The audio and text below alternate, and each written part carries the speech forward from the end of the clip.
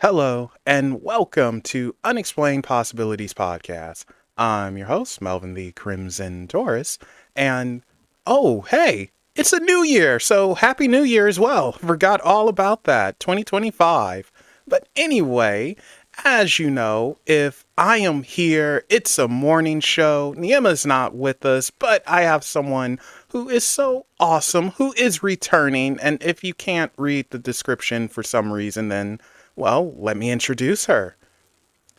She is a witch who works heavily with Hecate. I still can't say that name. Hecate. She's very sweet, knows her mess, probably cautious of aliens and a few other things that go bump in the night. But we don't care because we talk about it all. Please welcome that Divination Witch, Sarah. Hi everyone. Thanks for having me here. Hi. Yeah, thank you for coming back. I'm happy we didn't scare you off the first time. And No. now, now we're popped up, so just waiting for folks to come on in or listen to the quote unquote VOD. I don't like saying that VOD. I don't know. It sounds weird to me. What? Yeah, video on demand. Oh, the Yeah. more you know. Yeah, so I don't know. It's just weird to me. Just listen to the playback. Shoot. Done. Simple. To the point. But anyway, how are you doing this early 2025? Yeah, it's interesting so far, isn't it? Let's say that. Yeah, But yeah, I'm good. How are you? not bad. Cold. It is now 50 degrees, so I'm happy about that. When we started, it was 46, and Oh, yeah, hopefully it jumps up to 80 because I hate cold weather. But we're not here to talk about the cold. We're going to talk about witchcraft, spell weaving, cryptids, and Lord knows what else. Uh, Out of curiosity, are you a believer in cryptids? yeah, yeah. I Although it may sound strange to some people, I believe they kind of don't physically exist, but maybe on a different vibration. Like, you know how, I don't know, I believe in the Fae. I work with them sometimes. I believe in dragons. That sounds nuts to some people, maybe. But it's not like a dragon just pops up in the garden or whatever. Like, oh, Yeah. hey. Uh, it's not like that. It's in a spiritual way. You can kind of see them spiritually. Yeah. That's what I believe. So, yeah, I Well, would that say, yeah. I can understand that. So for me, uh, I'm a believer and not a believer. I go back and forth. But Bigfoot, for instance, I actually do believe in the existence of Bigfoot, but I don't believe it's actually naturally part of this world. I think it's interdimensional, and it uses portals to get through, and this just happens to be a pit stop on the way to the next portal.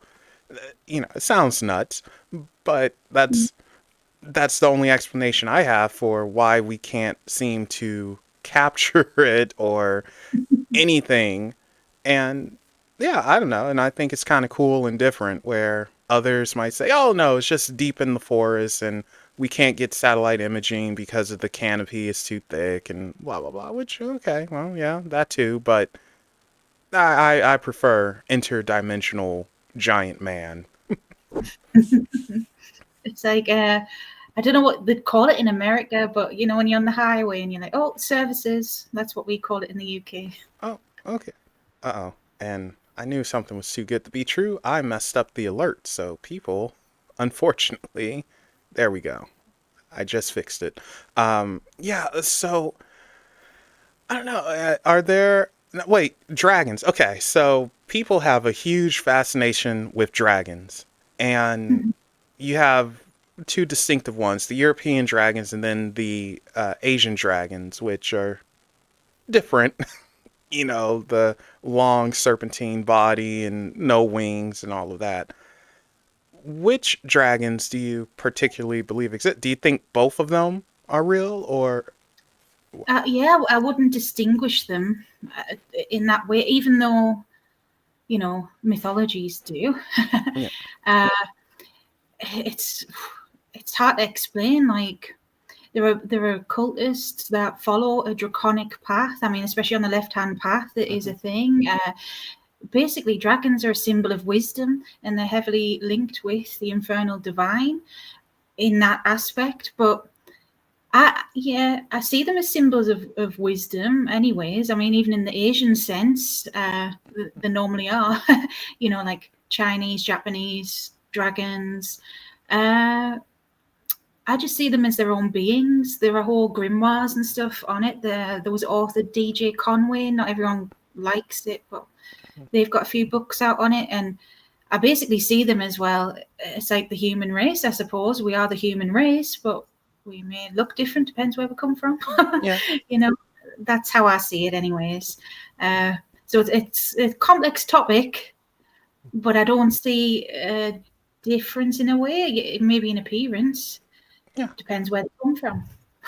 So, one thing that I've always found interesting about the Asian dragons is they lose their toes the further away from their source they are. So, if you guys ever want to know the difference between a Chinese, Japanese, or Korean dragon, look at their toes. Korean dragons, I think, have 2, Japanese have 3, and Chinese have 4. Oh, I didn't know that. Yeah, so a little fun fact for you all there. So you can thank me later when you win $1 million. But Curtis Joseph, he does the draconian arts, we'll say, and speaks about dragons a lot and everything, and it's very interesting stuff. Although Curtis, I like Curtis, but he gets intense. He's liable to start screaming and yelling, not because he's angry or anything, but he just gets very passionate. Let's go! Come on! This is how, it's just one of those. Like, hey, okay, man. But I love Curtis. It's good to be passionate, yeah. Yeah, so something else, and I just think they're the most interesting, or some of the most interesting things, Bogerts or name Melvin butchers as usual. What is going on with those things? Because I know they're supposed to be native to the UK, and what's going on there? So it's funny you mention it, because I don't know how much I'm allowed to say, but my friend who gets on my channel, we've got a little podcast together, Lauren. She has let's say, familiar that is a Bogart, and that's all I'm allowed to say about that. But in the UK, I mean, we have a lot of our own, I guess, cryptids, like Loch Ness Monster. I'm thinking of that. And then we have like the Fae, which it depends where you're from in the UK. There are different types. And this, like her exploring this with, we just call them Bogart. But with her Bogart, it opened my eyes to like, oh, the Fae aren't all just little cute fairies. There are dark ones, and there are more...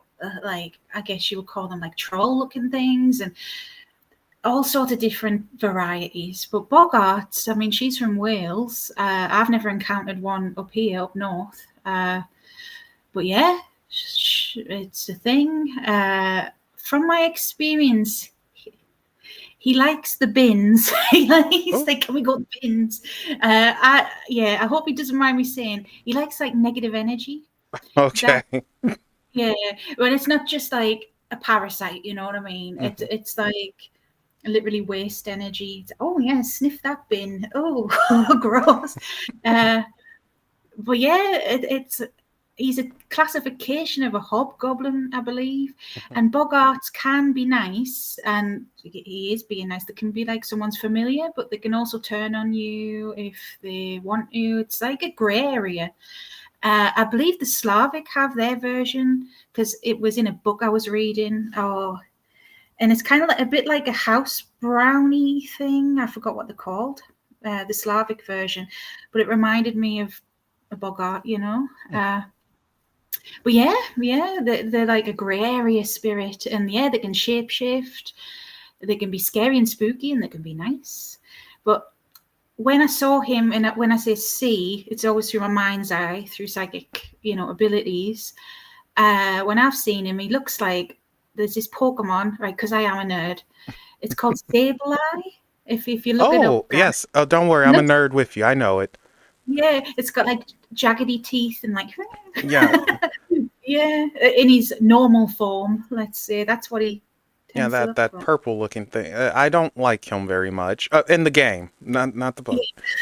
So, yeah, okay, so that's interesting. It's funny you mentioned Faye too, because I have a Fae, well, around me. This actually taught me a very important lesson. I did not know that fairies and pixies were two distinctively different things. I thought pixies were fairies or whatnot, but no, it turns out pixies and fairies are two different things. Around me is a pixie. Her name is Daisy, and she is interesting.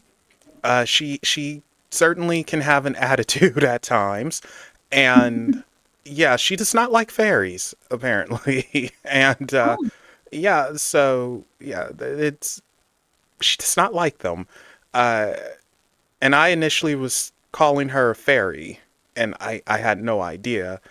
I didn't get mm, slapped around for it or anything. I guess it's just, well, he's an idiot. We'll work on that. But yeah, so I think that's very interesting, and she can be a bit of a prankster. And one of the things that annoys her is I'm borderline agoraphobic, and I don't go out. So uh, she likes going out, getting some sun, air, nature, all that stuff. Whereas me, I like being in and playing video games. So interesting stuff. And hello, Kelvin. Hello, Maeve. Welcome, guys. Good morning to you. If you're on the West Coast, anyway. Okay, so here's something also that I want to bring up. And hello, Chris KM Warriors of Piathos? Name butcher. They're saying hello, Sarah. hi, I can't see the chat, but hi. Chris is lovely. He's from Scotland. Okay. Chris. Well, time to get some haggis. I know that's insane. I don't even. I know. And hello, Stephanie. Welcome. Wow, you guys are piling in now. What was I going to say? You all made me lose my train of thought. You were talking about the pixie. Yeah, but I wanted to swap over. Oh, yes. Okay, so Hecate, you work very a lot with her. You are very dedicated to her. Yeah. And that dedication, we spoke about it last time and what she did for you and everything like that. And that dedication is something that more people really need to have when they work with the divine or the infernal, whatever we want to call it. Why do you think sometimes people lack that dedication? Oh, that's a heavy question, I suppose. I mean, it's going to depend on them. I think a lot of people approach, and especially the left-hand path and demonology, is transactional. They think, oh, I can summon payment and get £1,000,000 or whatever. I can do a pact. It's not deep level now. I'm not saying everyone's like that. Of course not. Uh, there is a lot of deep work within the left-hand path and demonology as well, of course. But I think a lot of people do see it as kind of transactional, and like it's a lot of the mainstream authors, let's say, not everyone. I'm tactful how I say it, but it is kind of I'm just gonna say become a living god shit. Sorry. I'm gonna say stuff like that. Yeah, no, don't worry. We're you we're not the biggest fans of them, so you're good. know, I'm not just blaming that one guy and his followers and whoever's involved with that, but it's a marketing. It's like an MLM thing, and I feel like it sucks people in to be like, oh well, I can be a millionaire, or I can be this. When really, yeah, you can have that. I'm not saying it's wrong to have ambitions, but it's a soul level. It's deeper than the physical, and I don't think people can see past that because of probably the world we're in. And I know me myself, I worry about money, bills, life. You know Hmm. what I mean? Yeah. I think a lot of us do the way of the world, but do you know what? I think it's going to be down to someone's psychology on how they view things. A lot of people do seem to view it as transactional. A lot of people as well, especially younger ones. No offense, this is not even demonology, but the other day it's like trending on TikTok to work with the Greek gods and stuff, and it's fine if that's your segue into it. Of course, you know, everyone starts somewhere, but there's a level of immaturity about it. Like a video popped up the other day of someone squealing because Apollo's pissed at me, his candle's going mad. I'm like, calm down, love. Put the candle out, you know. Yeah, it's just kids being kids. But yeah, I think stuff like that makes people be like, well, it's not serious, you know. They just don't take it serious. Yeah, So the get rich quick. Like all you have to do is light 2 candles and circle around 3 times, and poof, you got it. You know, yeah, instead of actually learning the history about this being and maybe their likes or dislikes, and trying to truly connect and share your time and devotion. It's like, okay, yeah. let's do this the correct way. I mean, I'm not saying you're going to get $1 million from it, but you do take away something. And But sorry, I think it's always been that way. I wanted to say that it's not even just people who are in the occult or witchcraft or whatever. It's always been a thing, as long as there's been witches, that people sell spells, and it's like, yeah, you get your money, girl or boy, like if you're the practitioner. But it's the people on the other end want the quick fix. It's like, oh, quick fix, you know. And I think that's just in general people's psychology of like, oh, I'm going to get a love spell, oh, I'm going to get a this spell, that spell, you well, know. and here's the interesting thing about that, though. I think it's something to it. I think that can actually work because, low magic is a thing. But the problem is people mess up their own magic because then they start doubting, they don't put it out there and just walk away. It's like, let it do its thing, forget about it if at all possible. Forget it. Why did I try to sound like a mobster? Forget about it, eh?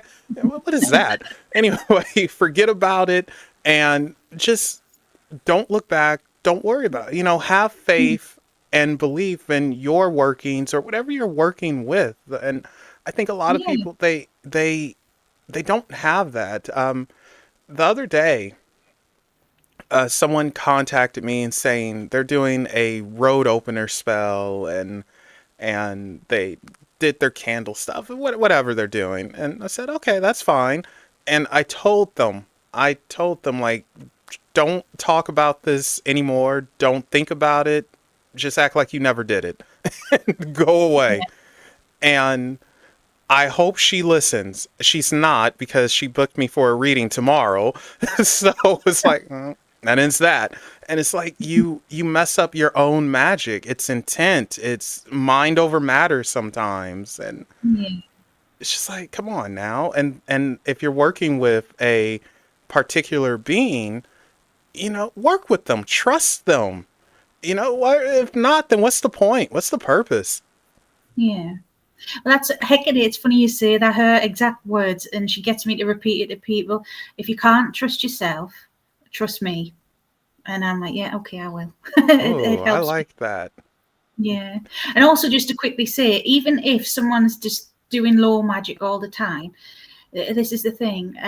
You could be doing money spells all the time. They work great. Even if it works, great. But you keep having to do them because you're not doing the higher work Mhm. that goes alongside it, and then you're stuck in a cycle of, well, I'll keep having to do this, Yeah, instead of like tackling the big stuff. But what is it that's holding you back? Work on the big things. yeah, yeah. So it's interesting. It gets frustrating. I mean, not that I'm somebody who's like, oh yeah, I'll do this for you and that and that. I'm not that type. But it sometimes just gets frustrating to see, because you want what's best for everyone, and you see them trying, but then they doubt themselves, and it's over and over, and then they don't listen. So, oh, and feeding my soul 1212. Hello, everyone. Just wanted to pop in and say that I'm a new subscriber to Sarah's channel, and I've been binge watching their videos. I so enjoy their energy and content. Oh, So, thank you. right on. And Stephanie, she is saying that so true. Everyone wants the quick fix and lack patience and freak out because nothing has moved yet. Spirit does not work on your time or there's movement, then the client fights with the target and back to square one. Yeah. Yeah, Stephanie would know.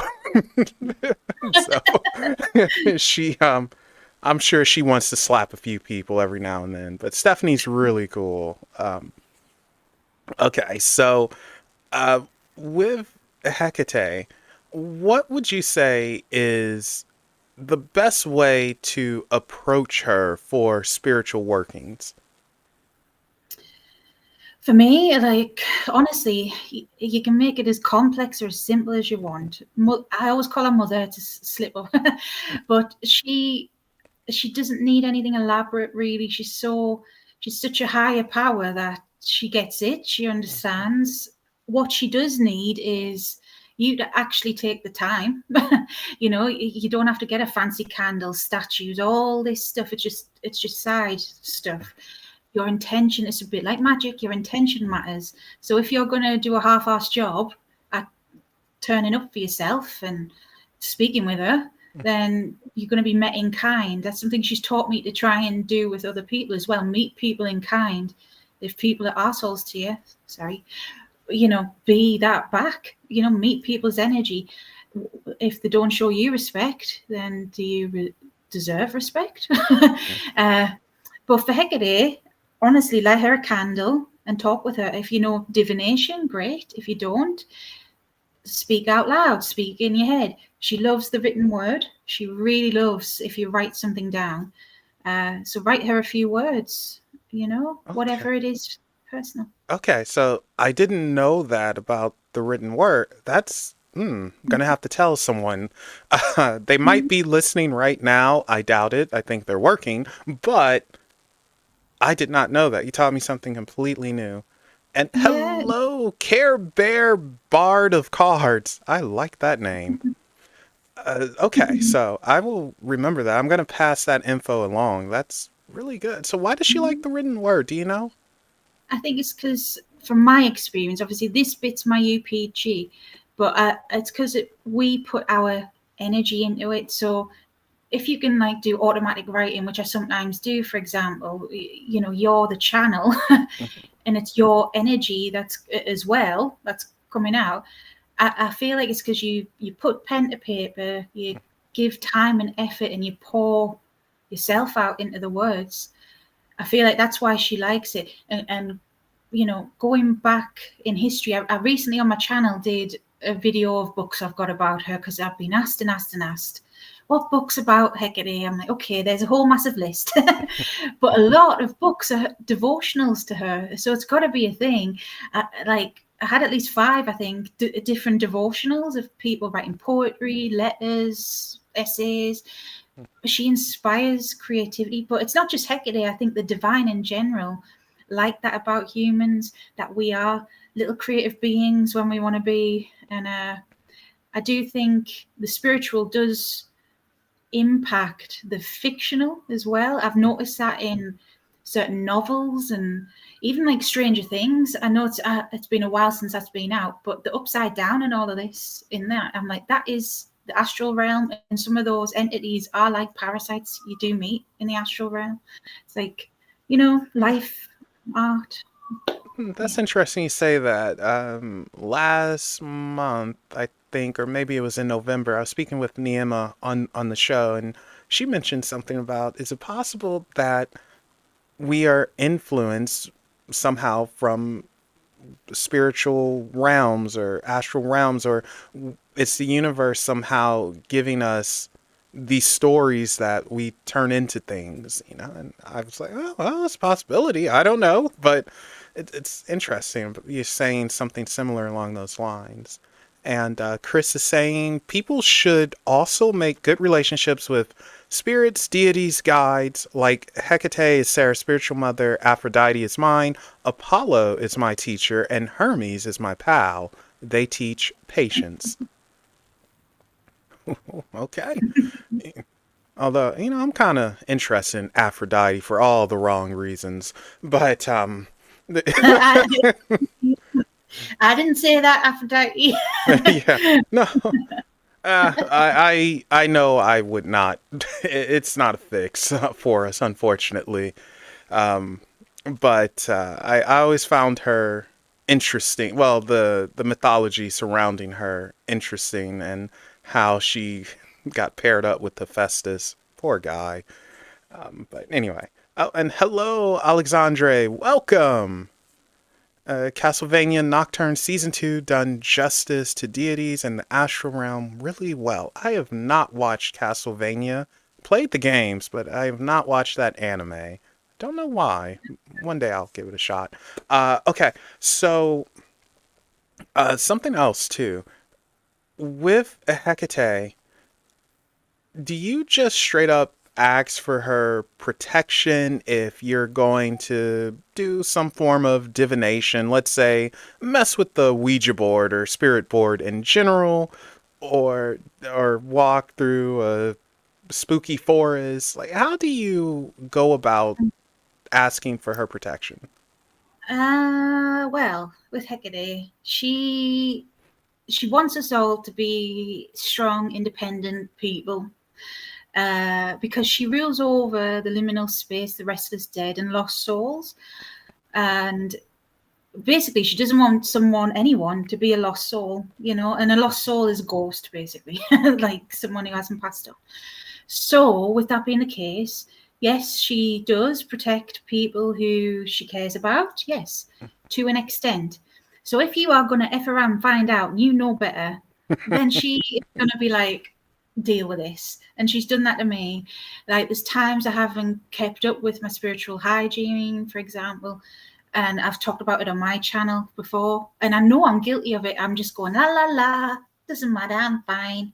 And then an attachment happens and I have to deal with that, and that's all my own fault. She could have stopped that, but she didn't, because it's like, Sarah, you know better.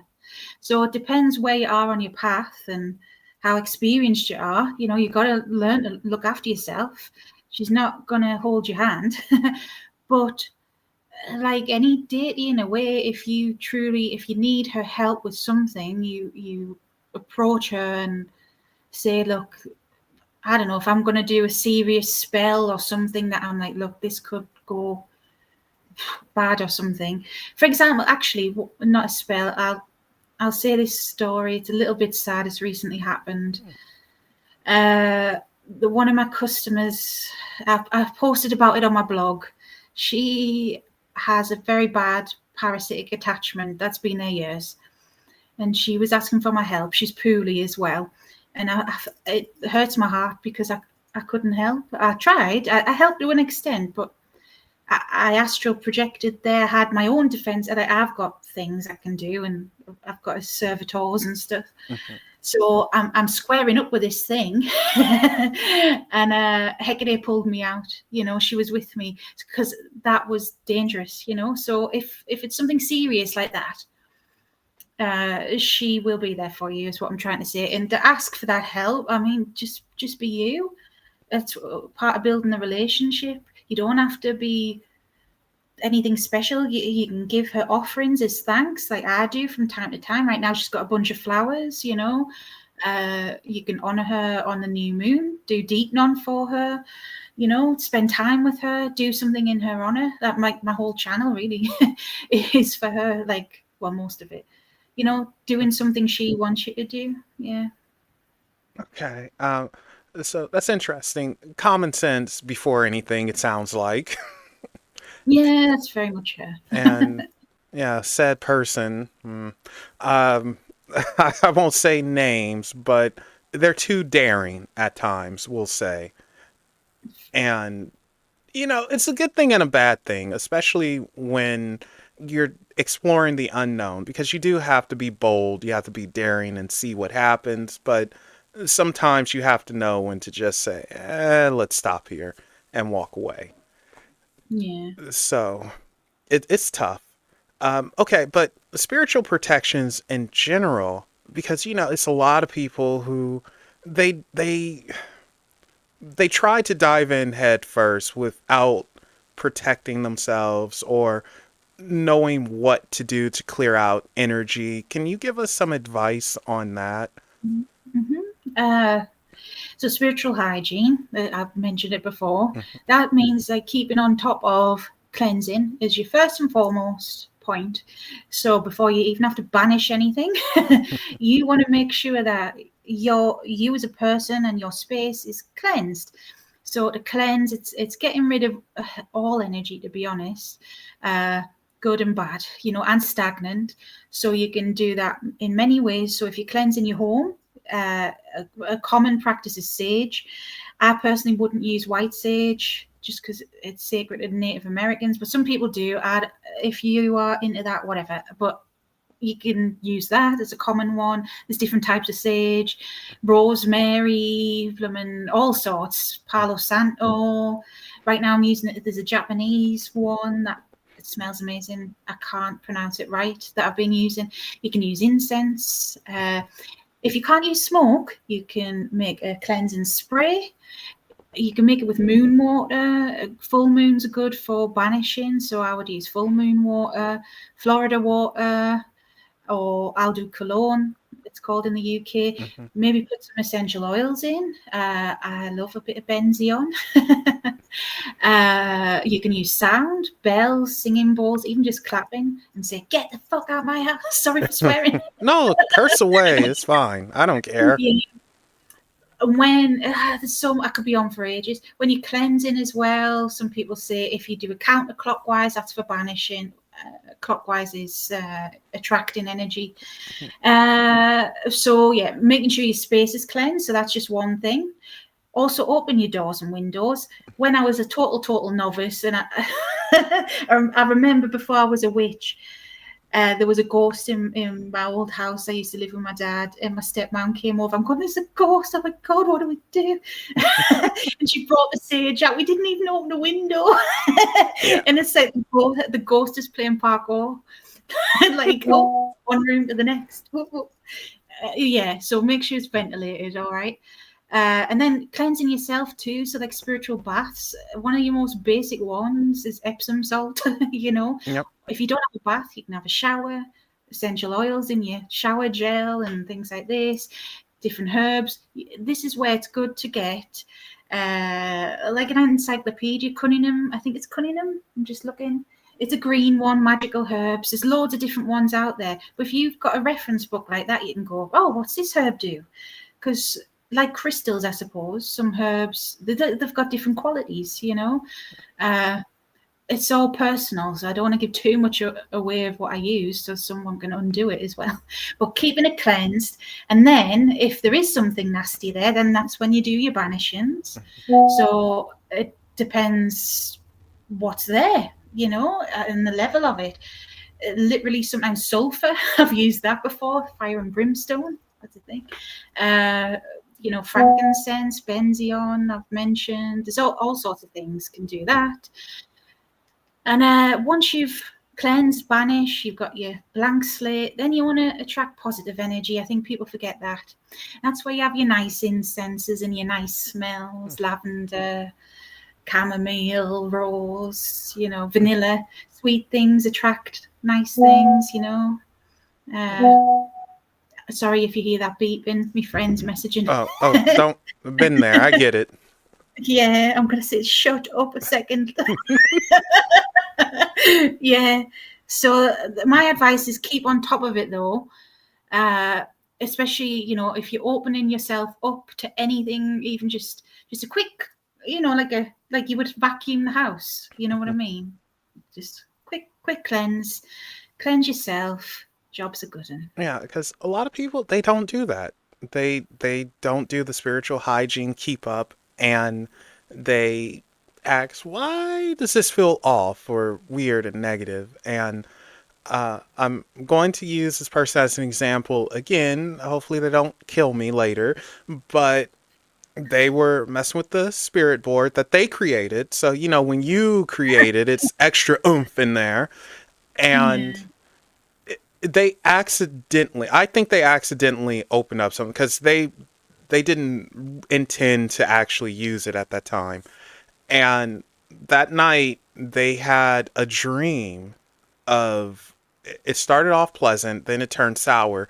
A dream of some woman walking through these halls, and she was trying to tell her friends like, hey, something's going on, something's up. They wouldn't listen, and this woman turns to her, walks her, and screams nasty in her face and everything. And after that, feelings of being anxious was going on, and just something being off. A tug on her covers, a handprint in the bathroom, so it's like, you probably brought something through accidentally. What do you say to that? Like, what do you do in that situation? Well, you effed around and you found out first, but you can open portals anyway. I just want to say, like, I've had experiences where, yeah, Ouija board, that's just one example of a portal. And a lot of people have fell into that trap. It's a trend, isn't it? It's, oh, let's be edgy or whatever. Let's be silly. Lots of people do it. Okay. You can do it with other things though as well, like frequencies. That's not talked about. Like if you're messing around, and it happened to my friend, a negative entity came through. She was peeing about with a frequency thingy on your phone, like you can make your own frequencies, and a bad entity came through. Mirrors as well could be a portal. Like there's loads of things that can be a portal. But if something like that does happen, well, first you're gonna have to try banish that thing, whatever it is. It might be more than one thing. I mean, it sounded like a banshee. What you described that woman. Yeah, that's what I thought initially. Yeah, I mean, try and push it back through the portal. If it was me, if it was so bad, you could seal the spirit board up in like sigils. I don't know how advanced this person is, but you can bind it. You can do a binding spell with sigils, not just sigils, but you could physically bind it. I suppose that's what like a Dybbuk box is in Jewish belief. I have had to bind spirits like that before. Similar, I'm not saying I'm doing the Jewish thing, but you can trap a spirit in a vessel, whether that's with good intent or not good intent. I suppose that's where you get some haunted objects from. But if it was me and you couldn't get it back through the portal, I'd be binding that thing to something. And I would be binding that spirit board and keeping it in like a little prison, let's say, and probably bury it somewhere, Yeah. And yeah, don't do that again, basically. They're gonna do it again. Too daring. Uh, but it's good to know. And going back to the sage for a second, one thing that I tell people, it's more symbolic than anything, is of course open the windows, open the doors, and go from the inside out instead of just going in a circle and going in. I always say go to the inside because you want to push it out. So that's just something I say. And Chris says, oh, well, first, hello, Adriana from Seattle. Welcome. Thank you for dropping by. And Chris says, Sarah, my aunt had an attachment and I went over and removed it with my Stygian, butchering names, key, and now she's recovering and sleeping better. I'm going to sage her house and help open her chakras with hypnosis. It depends. So if you're on about the attachment, it depends on the level of attachments. Because these attachments, I mean, if it was small, I can deal with that. If it hasn't been there too long, I can deal with that. This woman, I don't want to give away her personal information. She's in hospice. She's dying. Oh. And this thing, they don't have a conscience, these parasites. It's powerful shit. And Hecate herself told me, like, we need someone in the physical and that they need to call on the land to help her, So, but that's good that you helped your auntie, definitely. And yeah, if anyone knows anything that can help this lady, let me know, because yeah, it's sad. You might want to speak to Stephanie from the Cauldron Witch. If she probably can help you, and yeah, I'll send you that info to contact her after we're done. Yeah. Okay, and Care Bear says, "Oh my, I had no idea about creating boards yourself. When I was a teenager, I made my own out of some wood and used it once. Nothing bad happened, but I had a feeling of regret and then buried it. That was 30 years ago, and I didn't know what I was doing for sure. So there we go. Lesson learned. And Chris is replying back. She had it for over a year, and it made her sick. So, and this is person he helped. So I went and helped her before it got worse. It was lounging over her head and shoulders. I plucked it with the key and sealed it in a food bag. All right. Next time, slap it around and call it Susan. And yeah. What? Sorry, stop. uh, that's a reference to a very obscure movie. I doubt anyone gets it, but it's just it's a stupid movie. It's one of my favorites. So if anyone gets that, 10 points to you. But yeah, it's a scene in there where it's like I'm gonna slap you around and call you. Whoa, for real? Chris just said Susan is his aunt's name. Wow. Some weird synchronicities today. Yes. You and Susan, and then you mentioned Bogart, and you didn't know Laura had a Bogart, and I'm like, oh, Wow. It's time to play the lotto. Oh, wow, that's funny. Okay. Well, there we go, folks. Um, I don't know where I'm going to go with this now. Darn. Okay, so well, shoot, let's jump ship to something just totally out there then, and I'm gonna make you uncomfortable a wee bit. Okay. Oh, Yeah, thanks. yeah. Oh, you're welcome. Don't worry. That's what I do. Alien stuff. I think you said that you have seen or had very, very slight experiences with ETs. Like, was it Greys? Mm-hmm. Okay. What do they want? What do they want? Yep. What you mean? What, with me? Well, with Or with all of us, with anyone. What do they want? Darn it. Nefarious little bastards. I don't know why I'm just saying like that in a posh voice as best I could. I think they're monitoring things. I mean, this is up in the air. This is just a conspiracy theory, and my gut gets a bit about them. But I've heard them be called watchers before. Not the watchers like Azazel, but beings. And I think for whatever reason, they're kind of.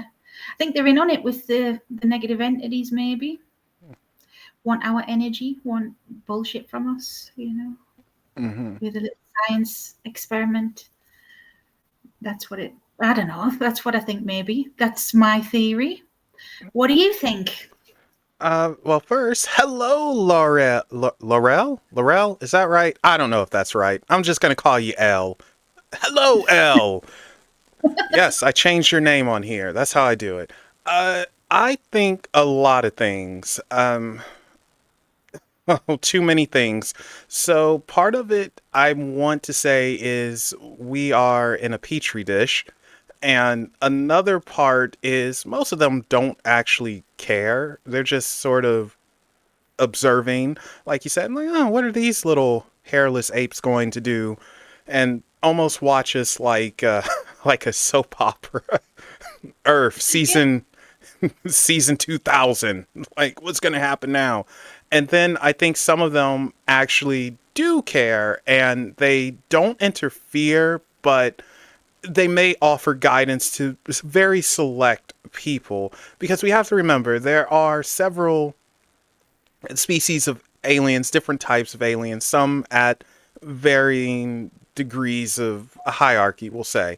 You have those that share this 3D plane with us, but they might be an older species by universal standards, and they know more, they're telepathic, good tech, blah, blah, blah.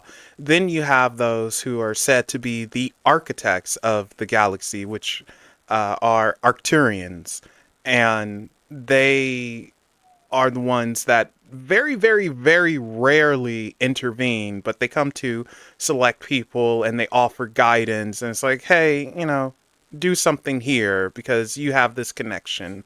But ultimately, I don't think they really want anything but to observe, maybe do experiments every now and then some of them want to learn about us and like what's going on here. You're kind of Yeah. weird, so a little of everything. I, I know that's all over the place. You know what I'm seeing in my head? Like little guys with the clipboard, and it's just like the ones that don't care. It's like, well, I'm not paid enough to care. I'm just doing my job. And like the bosses are the ones that give a shit, basically, because they're gonna get paid. And when you said that the Arcturians or whatever, I don't know. I don't know if it's Hecate saying this. It's like, well, it's just different words for the same thing. It's maybe what I believe are gods and goddesses and angels and demons and whatever. But Yeah, someone well, else, I it's a heard name. that they've posed as gods and goddesses and all of that, or what we would consider them. Because you got to remember, in ancient times, if you see this shiny spear or this ball of light coming down from the heavens, you're gonna like, what is this? And this technology, you're gonna think it's something unexplainable, supernatural, like you must be a higher power and all of that. So yeah, it's just, it's one of those things. Um, I think it's interesting though, and here's a little fun fact from the alien side. They say if you see little sparkles, like it won't be crazy big or anything, but just sparkles, you're in the presence of an Arcturian. So Mm. very rare people see that. I only know two people who have actually seen that and legitimately come in contact with it. So it's crazy interesting stuff. Can you tell that I'm from the alien side of things? Okay, so we have some comments here. Mel, you should do a witch's ball on your channel. Have Sarah on with other witches. That would be awesome. We could try. The only problem is time zones. That's the biggest key here. If somehow we figure out how to get everyone in the same time zone, then yeah, sure, why not? Do it on a weekend morning? Okay, well, I won't say no. I will do some thinking and try to figure it out, and I don't know. Maybe that'll be a birthday show. That'll be fun. We'll see. And Chris says Hermes said that they being aliens, I believe, may be floating about, but they can't high five themselves like he can when he's running like Sonic the Hedgehog. Okay, but yeah, so the extraterrestrial stuff, it's very interesting. It's so many stories out there. A lot of them we know diddly squat about. It's mostly folks guessing, trying to deduce, and all of that. And it takes me to this one thing that someone said in an extraterrestrial told them. He was in their ship or whatever. They were doing something to him, and he said, "Wait, why don't you just tell me what's going on? I can understand, like, please." And they responded, "Okay, well, let's say you have to go and save a tiger, and this tiger is upset, angry, and he's just ready to kill.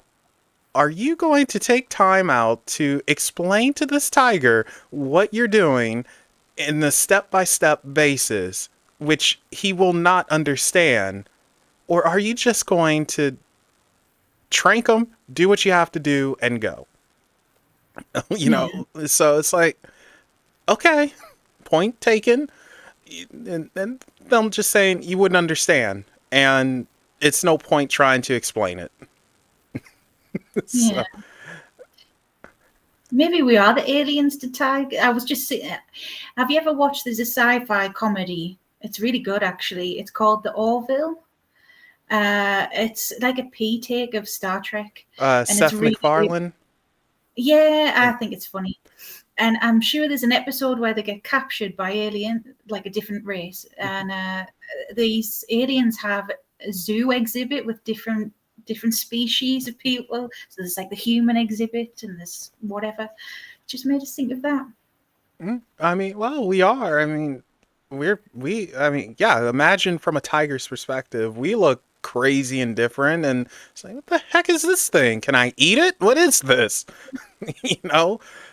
It's really fun to think about because your mind, it will take you to some weird places and then you get a headache. But just so interesting to think about. But going back to what you said earlier about them possibly being gods and just all the same things, yeah, I pretty much agree with that. I it's just we all I know is throughout history something was lost from our ancestors to us now. Like something is missing, something caused the disconnect, in my opinion anyway. And I wish I knew what that was because that would probably explain everything and we would get it. Yeah, yeah. But it is what it is. So I want to circle back to something you mentioned. I caught that and I made a mental note of it. The Loch Ness Monster. You're a believer in old Nessie. Yeah, but a bit like what I said about dragons, I don't think it's physical. Maybe sometimes, maybe you never know. You never know. They might appear. It might be like Bigfoot. There might be a portal there. I'm sure that there was a movie like that. I'm sure there was. But yeah, why not? Why not? Because from a spiritual standpoint, if there's enough belief in something, it can form an egregore. That's like Santa Claus. So, why not a Loch Ness Monster egregore? Yeah. And it's so funny you mentioned egregore. I was talking about this a couple of weeks back now to someone and explaining the difference between a tulpa and an egregore. And anyone can create a tulpa. I'm not saying you should, but anyone can do it with enough mental strength and all of that. And ooh, have you ever done that? Have you ever created something like that from nothing to help you with things? Yeah, I think I said it earlier, and I don't call it that a servitor. Yeah. Okay. Yeah, I think you need it as a witch and occultist, especially being in the public eye. There is shit that gets sent to you all the time, and I'm not saying it's always spells or whatever, but even the evil eye and Hmm. these parasite things we've been on about, like, yeah, you need all the help you can get. So yes, I do have servitors, Hmm. uh, and yes, I have created them. Okay. And the evil eye, that's another interesting thing because that's something, again, anyone can do, and it comes from our intent. And Mhm. it's said that to counter the evil eye or to get rid of it, liquids help. That's why back in the day, a lot of old Jewish people, they would spit 3 times or they would wet themselves with water, and this one's a little extreme, but sometimes semen would do the trick as well. but Was that not the counter? Was it well? Was it not the counteract Lilith or something like that as well? something like that. So again, you guys didn't. I'm not making it up. I'm just passing on what I heard. All right. So and oh, interesting question from Chris. Do you think some ghosts and spirits visit Mars on or the moons of Jupiter and Saturn? Huh. I don't know. I don't know why Yeah, I answered that. Well, maybe. I mean, why not? I mean, have we got a reason to go there? yeah. I Like, don't. I don't know if I can answer that because, well, we don't know enough about the other side, and even if it's contained to this reality, it could be just something totally different, and every now and then a spirit might slip through from a connection, but you have to go back, and I don't know. I can't answer that. Like if we knew more about the other side and how it worked, I think it would be different. And Zura Sandora. I made a number of tulpas by accident, and they were my dearest friends for a while. Ended up turning a few of them into servitors later on in life. So there we go. Good to know with that one. So, speaking of the other side, Sarah, what do you think, like, from a spiritual perspective, from a witch's perspective, Hecate's perspective, what is on the other side? Is it like I don't know. Is it how the Abrahamic religions tell us you have a heaven and then the eternal underworld where you're burning up and stabbed for whatever Yeah. crime she did, or what is it? Oh God, this could go on forever. Uh-oh. So yeah, so it depends on who you are in life first, because these realms exist. I just called it all the astral. It's probably not called the astral, but these realms do exist. Literally, like, and to someone who's not spiritual, this will sound insane, but I've been to Olympus before. I've been to what looks like ancient Rome before, like random places. They exist, and like right now, I've started the Sephiroth, and I'm in Malkuth, which that exists. You get me? So if you were a Christian, all right, and if you firmly believed in that, then you're probably going to get Gabriel or someone being like, right, off your pop. That's going to be your psychopomp. Your psychopomps are your Grim Reapers. Hecate's one, you know what I mean? Hermes is one because he got mentioned. Santa Muerte would be one.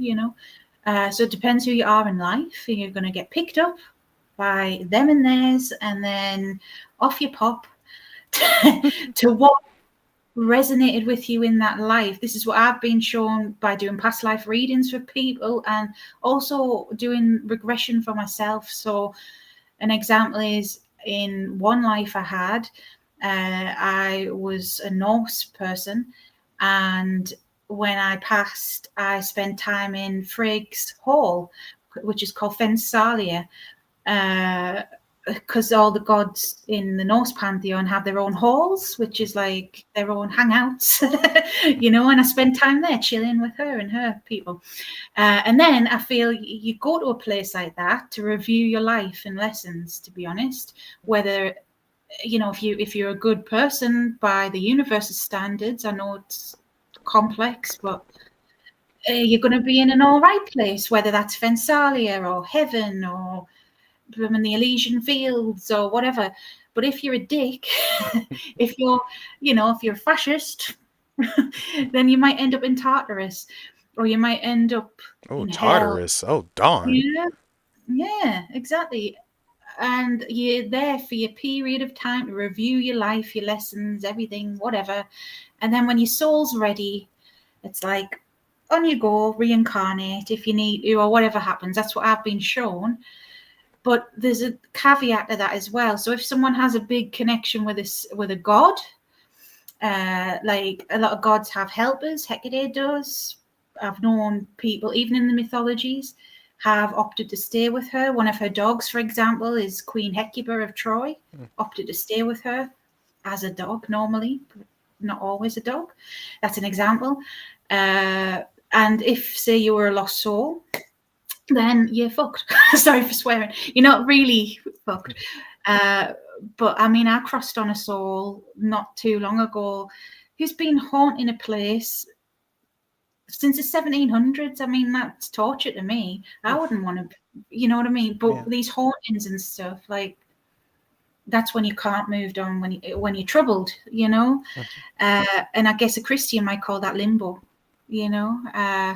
so it's going to depend what you believed in a way, but it's different versions of the same thing, the nice place, the bad place, the in-between place. Mm-hmm. And then off you go, do your thing, reincarnate, or whatever happens next, who knows. Yeah, I sometimes wonder about that because I don't know. I think we create our own afterlife to a degree, Yeah, and but I also like to think that there's some form of civilization as well, where things aren't necessarily amazing and great. I mean, because if you have parasitic beings and, like, let's be honest, if you're a prick in life, you're going to be a prick in death. Yeah, Yeah. those folks running around and everything. It can't all be 100% amazing. So it just No. makes me wonder if it's another version of life on Earth to a degree. I think that's when you would go through your lessons and like like no one's perfect. So even if Yeah. you've had a sort of nice life and been a nice person overall, you've still upset people. You've still made some wrong decisions. So you would still, I guess, some people would call it karma, whatever you want to call it. You still have to make up for that, I guess, or whatever, Yeah. or review. What I want to say though, quickly, I haven't shared the story yet on my channel because it's new, but with these realms, when I say they exist and stuff, and with you saying we create our own afterlife, our own realities, and it's true to an extent. So I've recently entered the Sephiroth, which is the tree of life, going Mhm. through that. And when I was at the gates of Malkuth, which looked like the stereotypical pearly gates of heaven, like I'm like, why am I seeing it like this?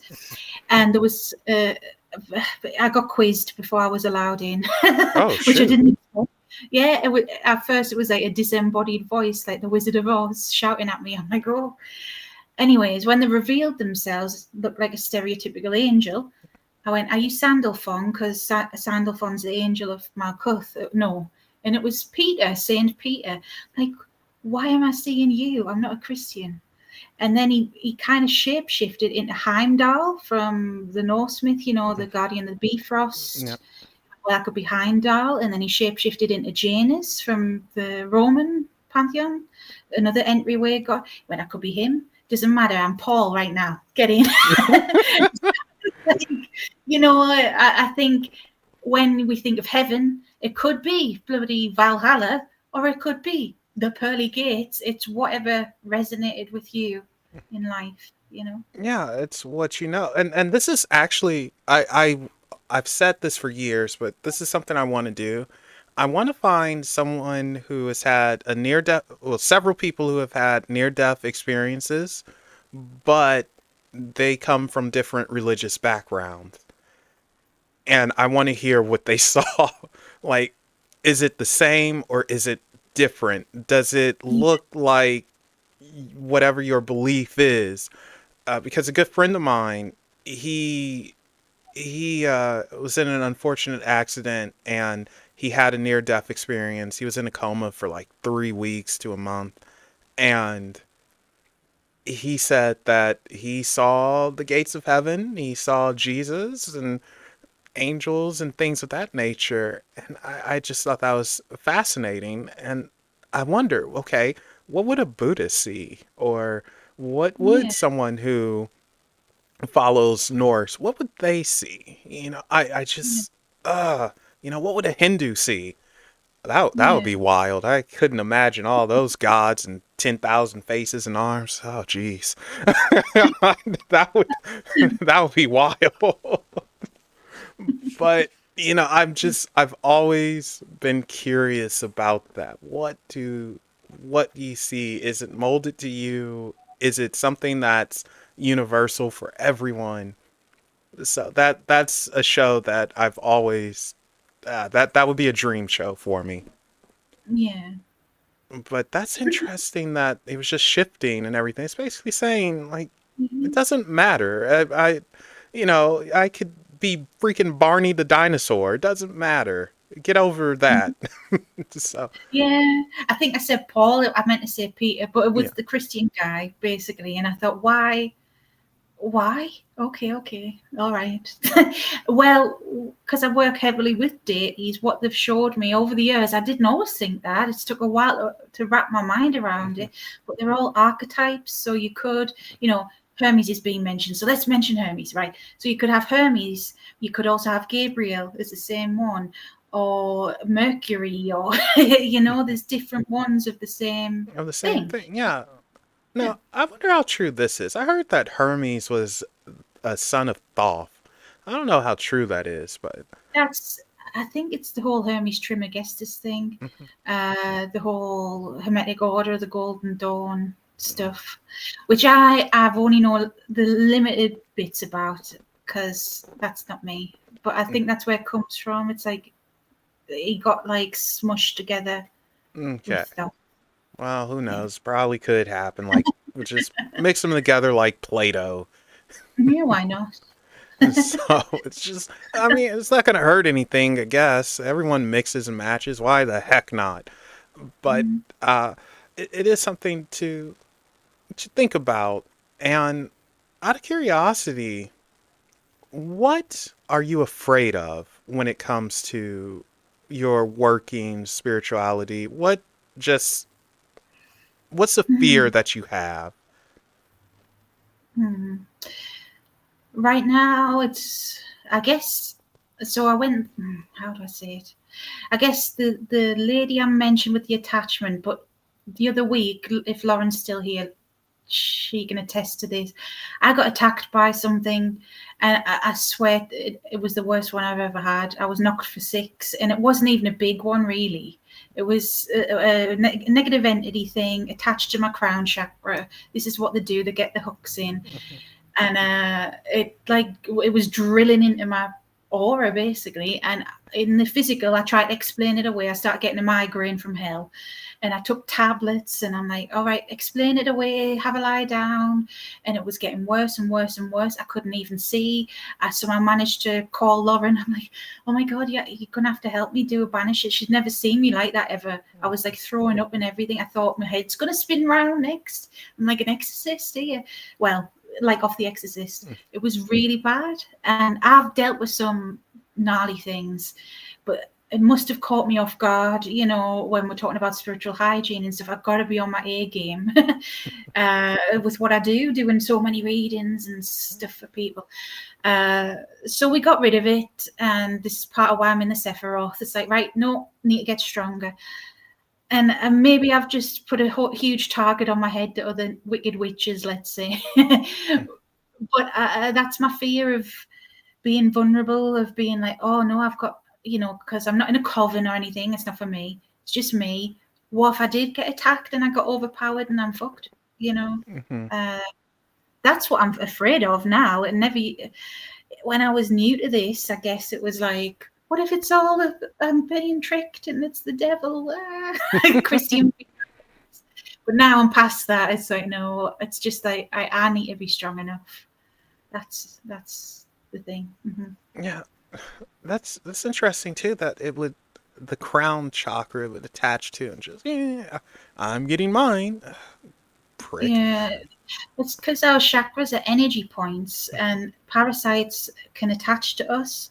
They do it through the root chakra as well too. That's an easy one, like your lower back and sometimes the back of your neck. But because of what I do, I think because I open up my crown chakra a lot, doing a shit ton of readings all the time, I think it's easy access. And yeah, I think that's what it was feeding off, really, Mhm. to all the energy. So, can you tell when someone has an attachment or something is just off about them from sight or Oh, speak? Uh, yeah. how do you do that? Like, you just know? It's intuition. I don't. Sometimes I can see things. Look at somebody's eyes. That's the tip I'd give. Eyes are windows to the soul. They really are. And if something doesn't seem right, and I know people have mental health issues. I know, but yeah, I've seen it in real time where people's eyes have like darkened and glazed over. And in psychology, there's a term for it. Uh, I forgot the term, but I've got a psychologist friend who told me what it was, and she said that they used to say, because she's interested in bloody serial killers and shit, but Oh. just about how the mind works, you know. Mhm. She said when Ted Bundy was on the turn, his eyes would go funny, and it's a thing. It's a chemical thing that happens in the brain. I forgot the name for it, but on a spiritual level, that is a thing as well. I've noticed that. Okay. I'm not saying you're a serial killer, okay, but it's just something that happens where it's like, I don't know if you lose your inhibitions, if something else negative is in there, you know. Uh, You know but yeah, what? You just again taught me something. This just made me think of something else. So, a friend of mine, she's psychic, and she can read people through pictures and all that. But the thing is, they can't have on glasses. And I never understood that. Like, why can't they have on glasses? What's wrong with that? And you saying seeing through the eyes, the eye, Yeah, and I wonder if that's what she was trying to do, and not being able to see those eyes. It's like, oh, you just taught me something completely new. So, wearing glasses might stop you psychics. yeah. So, Okay. Sorry. no, but that's very interesting. Because I've heard that saying so many times over the years. The eyes are the window to the soul and everything, and it it makes sense. And just wow, I mean, I'm really honestly blown away because it's something so simple, and I never really thought about it. I never paid attention to it. So Yeah. it's something about that that's freaking wild, but amazing. Okay, so from what you can tell, do I have any? I mean, I'm crazy. I openly admit this, but do I have any attachments or any hoodoo voodoo things going on that you can tell? No. Mm, not. You put me on the spot a bit, like I know. I'm sorry. nothing bad. No. Okay. No. No. I can't see anything bad. I would say you've maybe got ancestors. Close to you. Oh, uh, what type of ancestors? Wait a second. Oh, what do you mean? What type? With the human type? Okay. I'm just making sure now because you never know. Type. Okay. Nice type. Nice type. All right. I'll go with that. Ancestors, can you help me win the lotto, please? That's all I ask. Uh, but that's interesting. And you mentioned you're able to do past life readings, or you peered into that. Can you take us through that? Because I'm weird, where I'm one of those guys where I'm like, I'm Yeah. not into it for myself, but I like it for other people. Yeah. But at It's oh. oh no, I'm hushing up. What were you going to say? Well, it's hard to explain, is what I was going to say, because this has took me years to be able to do this. When I do a past life reading, it's absolutely there's no tarot involved. It's just my abilities, and I basically now everyone's going to do this different. There's something called the Akashic Records, Mhm. which I do believe is a thing, but the way I do it is different because I feel like it's the right way for me. I think it's the right way, but I'm not. You'll see what I mean in a bit when I say that. It's not to say anyone else is wrong, but the Acacia is basically, a record of everyone's lives. And so some psychics say they can enter it literally, and that there's guardians of it, and they can pick and choose what life they want to see for people and go through that. I don't do that shit. I connect to somebody's energy basically through a meditation, and I connect with their spirit team and just say, look, can you show me the life that this person needs to see the most? And it's normally because they've got a lesson that happened in that life that they need to hear about now, so history doesn't repeat, sort of thing. Or to like make them see, be grateful for choices you've got, or whatever. It could be anything. And it literally depends on what I'm shown. I can only describe it like a movie in your head. That's what my abilities are like, and it gets stronger the more I get into it. So normally when I get a vision, it focuses in on something like a small detail of it first, and then it like expands out. It's the same if I do a reading for someone, or if spirit's showing me something. uh it'll be, I don't know, I can hear something in the background, and then it kind of pans out. Oh, I'm in a field. All right, where am I? Looking around, and you're kind of seeing it through their eyes.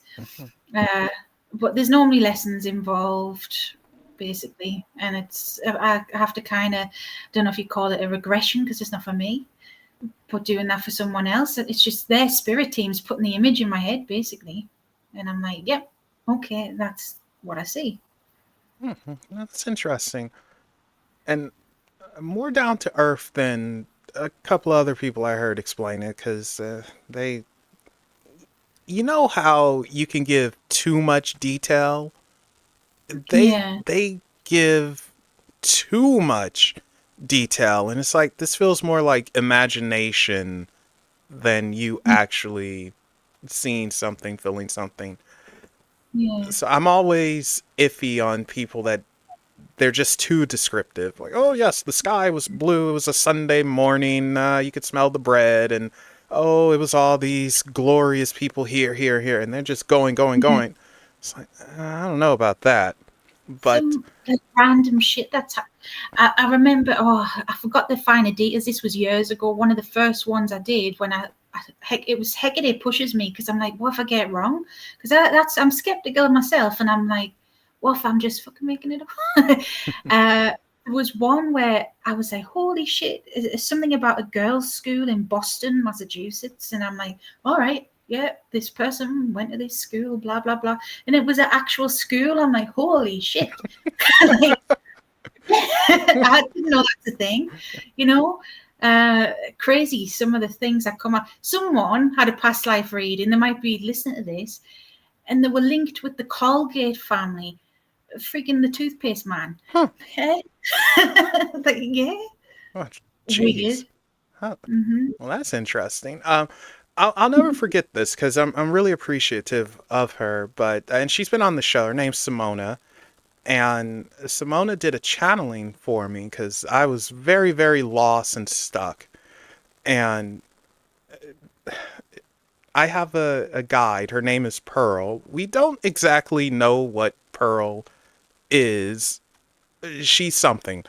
And Simona did this channeling and she was able to see Pearl, just like this part up. That was it. And she was telling me in a very vast, endless sea. Like endless. And they were just on rocks and she gave her the information and that was it. And I just, you know, when it's like that, I'm like, okay, I could get behind this. It sounds crazy, of course. All this stuff sounds out there, but at the same time, it's like I can accept this makes sense to me versus super, super, super detailed. And you saying the school and the girls' school in Boston, it's like it's simple, to the point, and it's like, whoa, this is legit. So I get that. Now, if you were to go into which cars were there and all that, that's when question Yeah. marks go up. But Well, you don't see it like that as well. yeah, Like when you see it, because if you think in real life as well, not that that's not real life, but in the physical, if you're walking down the street and you know the place, you don't look at every single shop and every single person that's walking past. You're just in the zone, getting where I need to go. You yeah, know, I know I am. So you see it like that because you're looking through their eyes. So you might see, I don't know if it's a cobbled street or something. Like, all right, it's a cobbled street, looks like oldie timey. You might see, I don't know, a horse go past us, but that's about it. yeah. You know what I mean? Quick It's things not like, because you're not paying attention to. You're used to it, and yeah, so that's amazing. Thank you for sharing this. And yeah. with that, we have reached the end. Can you believe it? Already. Go. So, yeah, this is a good place to stop. And Sarah, thank you again for coming back on. And where can people find you? Do you have anything coming up? What's happening with you? That Divination Witch on YouTube. I've got a website, thatdivinationwitch.com. I've got an Etsy, thatdivinationwitch.etsy.com. I've got a Patreon, that Divination Witch. Like, I'm that Divination Witch, okay? And on Patreon, we're doing the Year of the Dark Goddess, and I've got a call with my people in an hour and a bit to chat about that some more. So every month we are going through a different archetype of the dark goddess, and it's just like shadow work and spells and basically empowerment each month. So January's been the wild woman, and we did some guided meditation. I did a spell, and Hecate made me go into the park and get dirt for the spell. Making you work. Yeah, I was like, oh man, it was so cold. There was people there. I'm with this little jar, like. Don't mind me, just getting some dirt for this deity here. I felt like Johnny Depp with "I've got a jar of dirt." It was like that. But yeah, and then because February we're going into the seductress, so it's going to be a bit, you know. But yeah, All right, I like that. I'm gonna get freaky over there. yeah. If you want to get freaky, come join in. That could be taken several ways now. Okay, and I have your link tree in the description, so you guys click on that, go sub, follow, say hello, do all the fun stuff. And also in the description, you can find Unexplained Possibilities social media. And what's coming up for us is absolutely nothing but the In Case You Missed It. So if you haven't done so yet, please subscribe to the channel, hit the like button if you enjoyed, all that good stuff. And thank you so much for being here again, Sarah. Chat, audience, whatever we want to call you guys. Thank you for joining us.